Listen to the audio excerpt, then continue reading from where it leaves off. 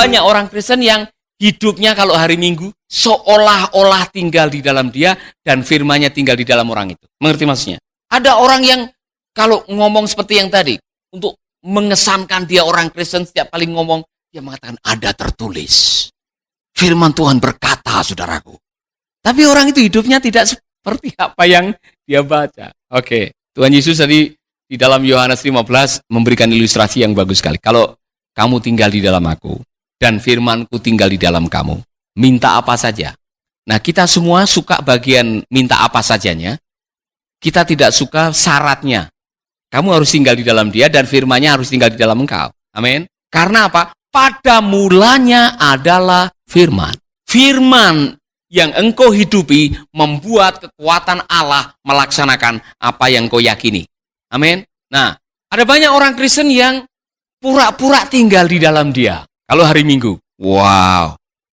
Inilah orang Kristen yang seolah-olah tinggal di dalam dia. Kalau hari Minggu, waduh pakaiannya, terutama saudara yang dari timur ya, ketahuan sekali kalau hari Minggu hitam-hitam. Yang dari Ambon tuh kalau hitam-hitam baris menuju ke gereja luar biasa. Kemudian di dalam gereja menyanyi haleluya, saya mau iring Yesus. Keluar dari gereja, kesentuh sedikit, kesenggol sedikit, emosi sedikit, yang keluar bukan firman, yang keluar aslinya. Karena apa? Firman-Nya tidak tinggal di dalam dia. Firman-Nya hanya menempel sebentar. Tetapi kalau saya ganti, mari regal, masukkan ke air kopi. Dalam waktu 1 menit saya angkat, saya masukkan ke mulut, rasa apa? Kopi dan mari regal menyatu. Kalau kamu tinggal di dalam aku dan firmanku tinggal di dalam kamu, artinya firman itu menyatu dengan hidup saudara dan saudara menghidupinya, saudara pasti akan dibuat bahagia oleh kebenaran firman itu. Amin.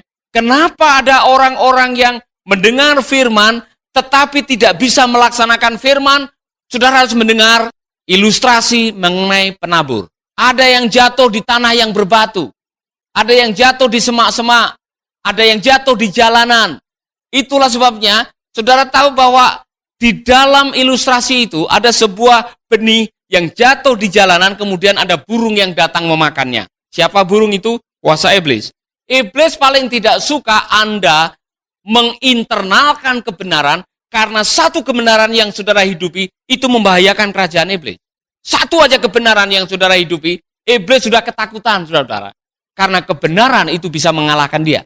Itulah sebabnya bisnisnya iblis masih sama sampai hari ini. Kalau Anda mendengar firman, Anda dibikin lupa atau hanya sementara aja ada di benak saudara. Karena ada pencuri-pencuri kebenaran atau mereka menyesatkan saudara supaya saudara tidak mempercayai kebenaran. Karena kebenaran itu membahayakan kerajaan kegelapan. Oleh karena itu kalau saudara bisa hidup di dalam kebenaran dan saudara menghidupi kebenaran firman setiap hari, saudara menjadi orang yang hidup berkemenangan.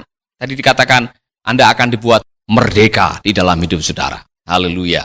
Amin. Kembali kepada tadi, firman Tuhan tadi. Bahagia itu sederhana.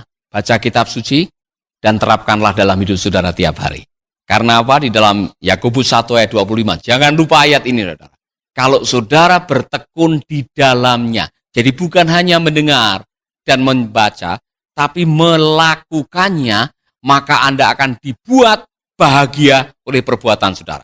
Action saudara itu yang membuat bahagia. Ia akan berbahagia oleh perbuatannya. Kalau saya terjemahkan dalam bahasa bebasnya begini. Anda baru akan benar-benar menikmati kebenaran firman dan Anda merasakan hasilnya pada waktu Anda berbuat atas kebenaran firman. Anda akan dibuat bahagia oleh perbuatannya. Waktu Anda menjalankan firman itu, baru Anda akan merasakan kekuatan daripada firman itu. Amin. Ada satu ayat, contoh. Serahkanlah segala khawatirmu kepada Allah, karena dialah yang memperdulikan kamu. Oke? Kapan Anda bisa merasakan kepedulian Allah di dalam hidup saudara? Waktu Anda menyerahkan segala kekhawatiran Anda. Serahkanlah. Saudara tahu menyerahkan? Serahkanlah segala khawatirmu kepada Tuhan. Serahkanlah. Gampang kan menyerahkan? Apa susahnya menyerahkan? Apa susahnya menyerahkan? Persoalannya, kenapa ayat begini aja ditulis di dalam firman Tuhan? Karena menyerahkan kekhawatiran itu tidak mudah. Ya kan? Kecenderungan manusia waktu menyerahkan itu milih-milih. oh yang ini saya masih bisa mengatasi sendiri lah, tidak usah diserahkan kepada Tuhan, tidak usah berdoa, saya bisa mengatasi kok yang ini. Oh, untuk urusan ini mungkin saya serahkan kepada Pak Lek saya atau Bude saya lah. Baru yang ini saya serahkan kepada Tuhan. Padahal firman Tuhan jelas mengatakan serahkanlah segala. Tahu segala? Semua. Tahu semua? Segala. Jadi kalau serahkanlah segala kekhawatiranmu kepadanya karena dialah yang memperdulikan kamu, apa saja serahkanlah kepada Tuhan.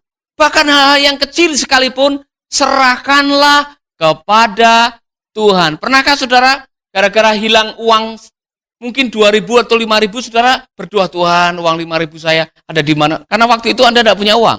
Pernah ya? Uang 5.000 aja saudara minta tolong kepada Tuhan. HP hilang, saudara pernah berdoa? HP saya ada di mana Tuhan? Oh tolong, haleluya. Tuhan di mana?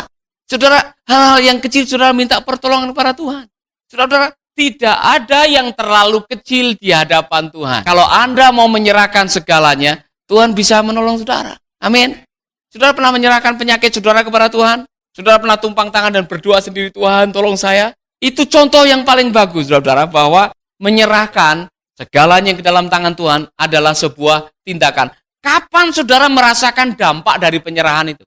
Setelah saudara menyerahkan. Ya kan? Apa dampaknya setelah saudara menyerahkan? Saudara bisa tidur nyenyak. Kenapa? Udahlah saya berserah aja kepada Tuhan. Kenapa? Ya Tuhan yang tahu semuanya. Ngapain saya harus memikirkan sesuatu yang saya tidak tahu?